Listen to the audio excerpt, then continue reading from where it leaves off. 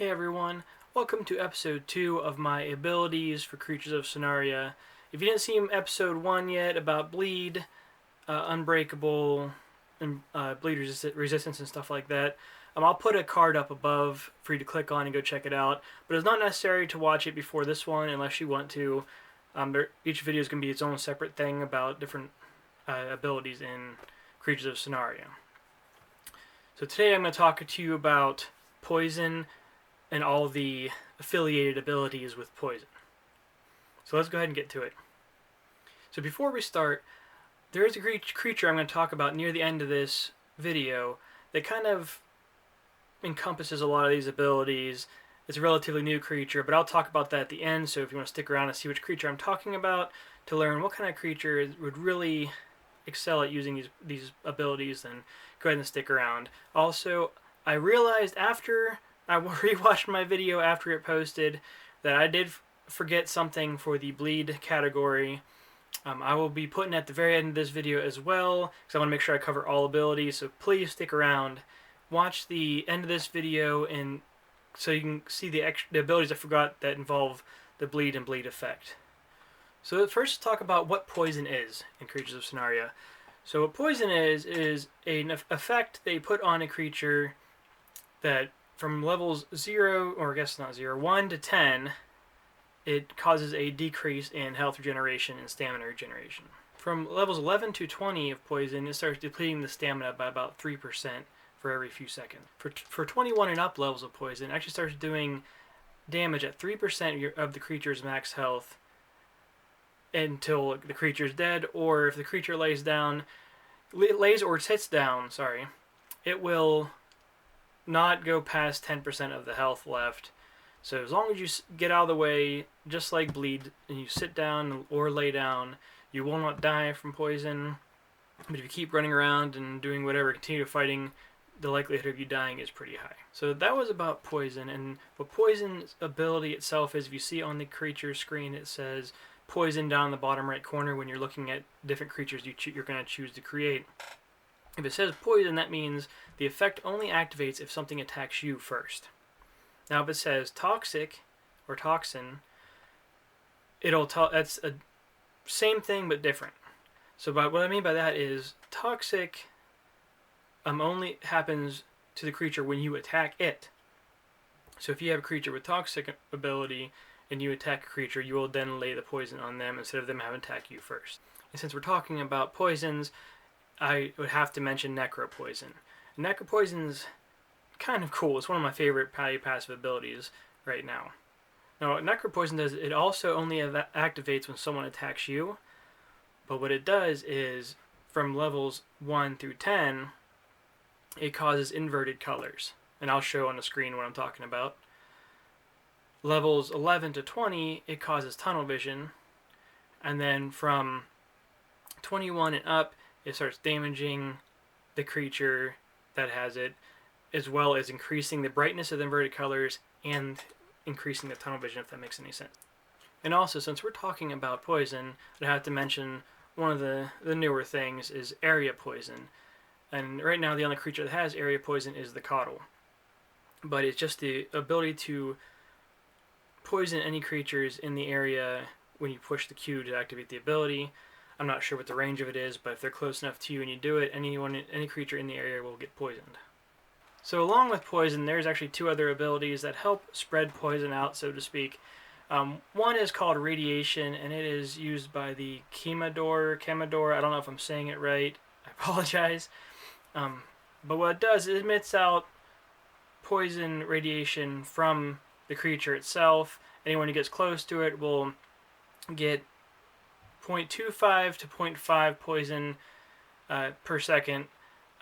All depends on how close you are to it, and it'll keep stacking up until you leave the area of the radiation, or if the creature turns off the radiation by using the Q button to activate and deactivate the ability. The other ability is the radioactive, I think it is lamp, that the Shro uses. It looks like a little mushroom. You drop it out on the map, and it lasts for 2 minutes. Anyone in the area slowly gets poisoned, and they will continue to get poisoned until either the lamp goes away, or until like the Shro places it somewhere else, or they get out of range of it, and then you have to just heal up like normal by resting, by sitting or laying down.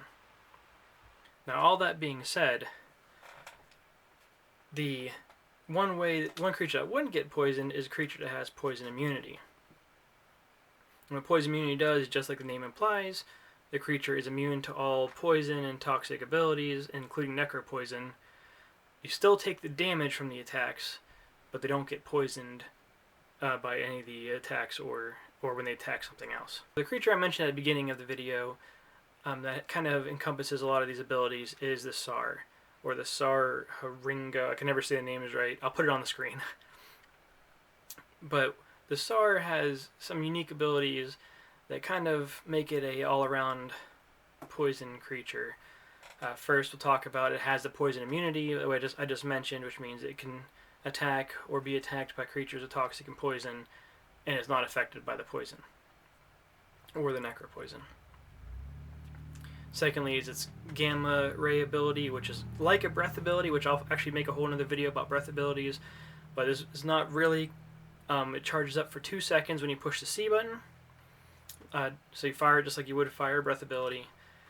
And it charges up for 2 seconds. You'll hear it actually going and winding up, and then it fires for 5 seconds, slowly ramping up damage the longer you hit the target, and causes some radiation sickness, which is like a poison. Lastly, the Sar has an ability called Overseer's Judgment. I have not seen this in action. I just know it exists. All it is when the Sar is below 50% health, it'll emit kind of a passive radiation area that poisons creatures in the area and slowly damages them until either the Sar is dead or the Sar's health gets above 50%. I'm talking about creatures too. Another ability I've not been able to witness, I can't get to work, so I don't know if it's not activated yet, or if it's just on my side of things, or if I'm not sure how it works, but the Toxic Pile. Now that's a ability that the creature that I had to write down because I never remember these. The Ninder, that it drops a pile of toxic poison stuff on the ground, and any creature who enters it gets poisoned. But when it is available to be used, any creature that walks through will get poisoned by it. I just wanted to mention it because if later on it gets released, at least you guys know it exists. And that brings me finally to the last thing I was going to mention, the abilities I forgot about when I was talking about bleed in all those abilities, is the Thorn or the Bleed Reflect ability. I don't know how I forgot this. I had my list and I somehow just overlooked it. But what it does is if a creature attacks you and you have the Reflect ability, the creature will get bleed damage done to them by attacking you. There's only 2 creatures that have it in the game. It's the Corsair. Sorry if I say any of these wrong. The cactus dog looking guy. And then the other one is the Cantapodi, I think it's called, or Cantapodi, I don't know. The little thing with a scorpion tail that hops around like a kangaroo. Those are the only things currently in the game as I'm making this video that have the Thorn or the Reflect bleed ability. It's kind of handy for self-defense. Stacks up bleed on the creature just like when you have bleed and you're attacking. If you don't know what I'm talking about, go back and watch episode 1 and you'll see the effects of bleed. Well, that's all talking about poison and all the abilities around it, plus those ones I forgot about before. But thank you for watching. Please don't forget the subscribe button down below. Give me a thumbs up and hit the little bell. It'll help me out a lot and I appreciate it.